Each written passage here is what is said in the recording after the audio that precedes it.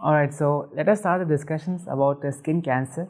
Yes, so in this we will be discussing basal cell carcinoma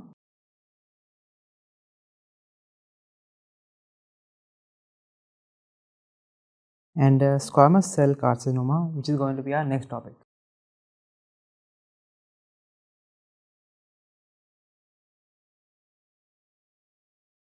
Alright, so let us start with the first one, basal cell carcinoma. So this is the most common cancer in the United States.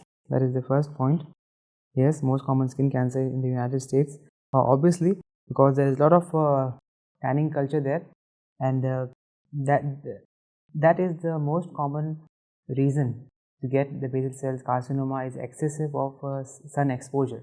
Yes, and that is the reason that the people who live near the equator, who have a lot of exposure to the sun, they are more exposed to this. Yes, and as we go further, we will be discussing all the risk factors as well. Okay, so let us start. It typically occurs on the sun exposed areas and the mutation of the basal cell. Yes, and what is the predisposing factors? As we discussed, it is going to be chronic sun exposure. Chronic sun exposure. Use of tanning beds, which leads to excessive of UVB rays. Yes, tanning beds. Genetic, there is predisposition. Immunosuppression patient, if somebody is suffering from HIV, or we have organ transplant patients. So in organ transplant patients, so just to let that organ get accepted from the body, we have to keep the patient immunocompromised so that his body does not attack the organ which is transplanted in him. So they are also predisposed to this. HPV infections, yes, and also people who are living near the equator. So this obviously makes them more exposed towards the sunlight, right? So having a male gender, yes, and a fairer skin. So basal cell carcinoma and squamous cell carcinoma, usually fair skin is a predisposing factor. Yes, and the common location, yes, from in basal cell carcinoma and squamous cell carcinoma as far as the lips are concerned, right? So the upper lip, we have the basal cell carcinoma, and the one on the bottom is squamous cell carcinoma. Okay, so one of the characteristic feature, yes, of the basal cell carcinoma, if you guys know, you guys can think, and meanwhile I can write it down. This is a very peculiar sentence which is almost used whenever there is question about the basal cell carcinoma, right? So it's going to be pearly waxy appearance, waxy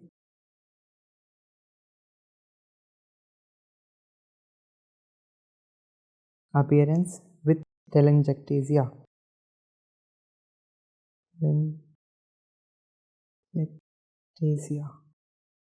Alright, so this sentence is very classical.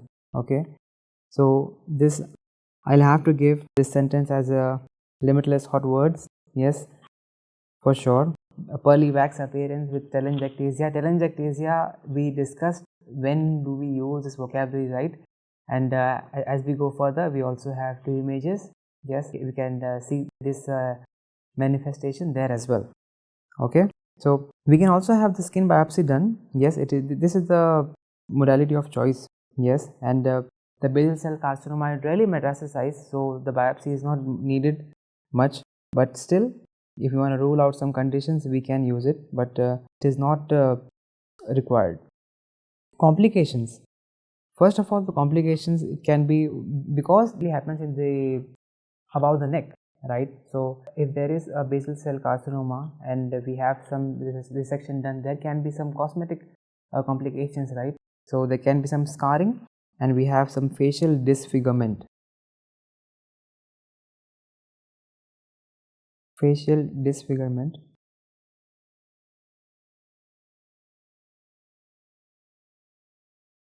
Facial disfigurement, or we can have scarring. Yes, okay, and the metastasis is fairly rare. Yes, that is the reason we don't get involved with giving chemotherapy or radiation therapy. But yes, if there is some lesions associated with it, we will have to administer the chemotherapy and the radiotherapy as well, right? So there can be nerve damage also. The treatment option, first of all, the first thing we have is like wherever there is lesion, straight away we will just excise it. Okay, we'll perform some specific surgeries. Yes, for cosmetic reasons we will discuss further, but for now we can just take up cautery, electrocautery, and we can just take out the lesion in the first spot. At the electrodissection and curettage can be done. Surgical excision, yes, we can offer patients some cryotherapy, and topical medications can also be given to the patients who are not fit for doing the surgery, right? For them we can give the topical agents. We will discuss what topical agents we can give, and radiation therapy can also be given. So discussing about the topical creams, yes, 5-fluorouracil, yes, imiquimod and tazotine. These three we can give. What does this 5-fluorouracil does? They inhibit the DNA synthesis. Yes, it helps to stop the proliferation of the cancer cells. Yes, so 5-fluorouracil, this agent is quite commonly used. Yes, radiation therapy. Yes, or patient, if there is very extensive involvement, or if the patient cannot go under surgery, yes, we can give the radiation therapy to the patient, right? So the answer was like we can do resection, right? Yes, for sure. But if we want to have a very clear resection, yes, so there is a very specific surgery in the whole of dermatology, that is Mohs surgery. Yes, so Mohs surgery, yes, this is a very specialized type of surgical excision when the tumor margins are optimally controlled. So we have to have very set margins, only then we can go ahead and perform the Mohs surgery. Okay, and only we use it for high cosmetic areas. Yes, and it is not an indication. The patient chooses it, that whether the patient wants to go for this specific type of surgery, or we can just do the cautery and take out the lesion. Yes, and the next one is something we discussed earlier as well, that rolled up borders with central telangiectasia. Classical word. Yes, this is the hallmark word. Yes, and as we go ahead, let me just mark it out that this is a IBQ. Yes, a very famous IBQ in the exams. And if we do the biopsy findings, yes, so this is also a very classical sentence, that peripheral palisading of the basal cells. Yes, so what is this? Where can we exactly find it? Is very beautifully we can find in this biopsy is these cells. These loosely connected cells, which are in one by one fashion. Yes, these cells are in the second biopsy we can find these cells are the palisading cells of the basal cell carcinoma. Okay, all right, so over here we end our discussion for the basal cell carcinoma. Thank you so much. All right, so let us take off the next skin cancer, that is the squamous cell carcinoma. All right, so squamous cell carcinoma is going to be the topic of discussion, and first of all, I would just like to take you straight away towards the image we have here. Yes, just think, how would you describe this image? Yes, and further in a minute or two I'll be writing the exact words. Yes, how, just try to describe this image. Okay, all right, fine. This is the second most common skin cancer in the United States. The first one was the basal cell carcinoma. Okay, and what I wanted, how could we describe these images as crusty,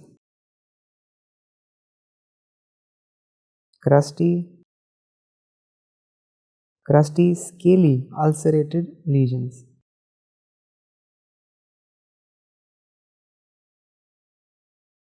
Okay, so we can describe them as a crusty, scaly and ulcerated lesions. So this sentence, these three words, they become the limitless hot words.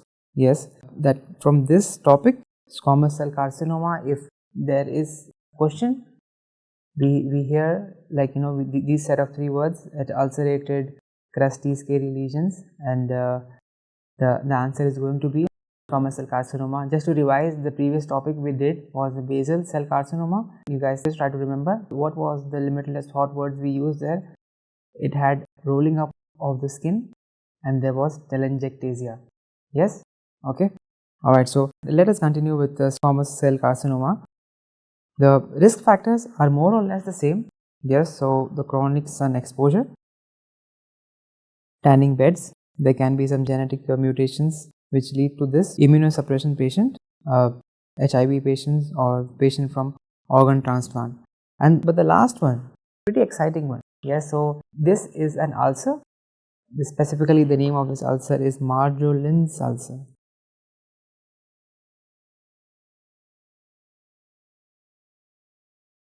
This is an ulcer, so this is very specific, right? Marjolin's ulcer, we read this in surgery, right? So we use a very specific classification, that is the CLEP classification for this. Yes, and Marjolin's ulcer.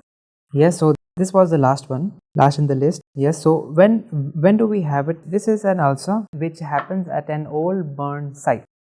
Okay, an ulcer which is continuously draining, which can also have an infection. HPV infection is also a predisposition to it. Female gender and having a fair skin, and male gender predisposition was of basal cell carcinoma, and for the squamous cell carcinoma is being for the female, right? Fair skin in both of them we have this. Yes, and the next one is where does it usually happen is on the sun exposed parts, and this point we already did it in the previous discussion, that the lower lip is for the squamous cell carcinoma and the upper lip is usually for the basal cell carcinoma, right? And we have our famous line again, that crusting, scaling and ulcerated lesions. Yes, so this is going to be the classical presentation. Yes, so let me just take a moment and just show you this image again, that we can clearly elicit that there is some scaling is there is some dryness, and there is some irregular borders also there. Yes, okay, fine. Diagnosis, yes, we can do for diagnosis we can do a skin biopsy, and we can find what are we going to find? We're going to find some abnormal squamous cells, yes, for sure, and we can have some atypical keratinization. Yes, so abnormal keratinization and atypical squamous cells can be seen. Yes, and as far as the complications are concerned, these complications are same as for the basal cell carcinoma, that there can be some facial disfigurement, we can have some scarring. Yes, clearly written here is a facial disfigurement, scarring, metastasizes, which is pretty rare. Fine. Yes, and we can have some nerve damage as well. Treatment options are also the same, that first of all we can offer a clear resection. Yes, if the patient wants to undergo a very clean, cosmetically clean procedure, we can have the Mohs surgery done. Yes, and if not, we can just take it out by the electrocautery. We can have very clean margins, and but there will be scarring for sure. Yes, and we can give some topical medications. We also discussed them in the previous topic, right? Radiation therapy, yes, for the patients who cannot go under surgery, we will use radiation therapy. Topical agents we can use is 5-fluorouracil, yes, and we can use topical epidermal growth factors. 5-fluorouracil and epidermal growth factors we can use as an adjuvant agent. Adjuvant, this word is used very commonly in whole of the renting subject. Adjuvant means something which is adding on to the existing treatment.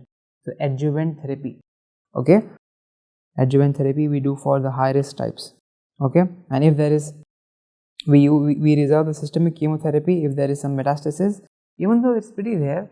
The chemotherapy regime is being given to the patients. Yes, and as discussed earlier, that Mohs surgeries is preferred for somebody who wants to have a very clean margin. Yes, like for example in this patient, if we just have Mohs surgery, also one point is we can only do it when the margins are very regular. Yes, so in this patient we can see the margins are pretty regular, right? This is an indication for performing this surgery, okay. And in this patient, yes, we can perform, okay, for the cosmetic reasons, okay. Alright, so this brings us to the end of the skin cancer topic. I hope I did some justice to the basal cell carcinoma and squamous cell carcinoma. Thank you so much for listening.